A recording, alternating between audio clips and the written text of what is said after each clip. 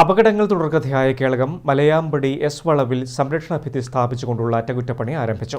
5 ലക്ഷം രൂപ ചെലവിലാണ് പ്രവൃത്തി. കഴിഞ്ഞ ദിവസം ഇന്നോവ കാർ നിയന്ത്രണം വിട്ട് താഴ്ചയിലേക്ക് മറിഞ്ഞ് അപകടത്തിൽപ്പെട്ടതോടെയാണ് അടിയന്തരമായി ഇവിടെ അറ്റകുറ്റപ്പണി നടത്താൻ കേളകം പഞ്ചായത്ത് ഭരണസമിതി തീരുമാനിച്ചത്. കേളകം മലയാമ്പടി എസ് വളവിൽ കേളകം ഗ്രാമപഞ്ചായത്തിന്റെ നേതൃത്വത്തിൽ അറ്റകുറ്റപ്പണി ആരംഭിച്ചു. വാഹനാപകടങ്ങൾ തുടർക്കഥ ആയതോടെയാണ് അടിയന്തരമായി പ്രവൃത്തി തുടങ്ങിയത്. റോഡിന്റെ ഇരുവശങ്ങളിലെയും കാടുകൾ വെട്ടിത്തെളിക്കുകയും സംരക്ഷണ ഭിത്തി നിർമ്മിക്കുന്ന പ്രവൃത്തിയുമാണ് ഇപ്പോൾ നടന്നുകൊണ്ടിരിക്കുന്നത്. അത് വാഹന അപകടപ്പെടുന്നതിന് പ്രധാന കാരണം ഇതൊരു എസ് വളവ് എന്ന് പറഞ്ഞൊരു സ്ഥലമാണ്. നിങ്ങൾക്ക് അറിയാം, ഈ ഭൂപ്രകൃതിയിൽ ഒരു പ്രത്യേകത ഇതിലെ വളവില്ലാണ്ട് ഒരിക്കലും ഒരു റോഡ് പൂർത്തീകരിക്കാൻ കഴിയില്ല. എന്നാൽ ഈ റോഡിൻ്റെ ഇവിടെ സ്ട്രീറ്റ് ആയിട്ടോ ഇതൊന്നും സ്ഥാപിച്ചിട്ടില്ലായിരുന്നു.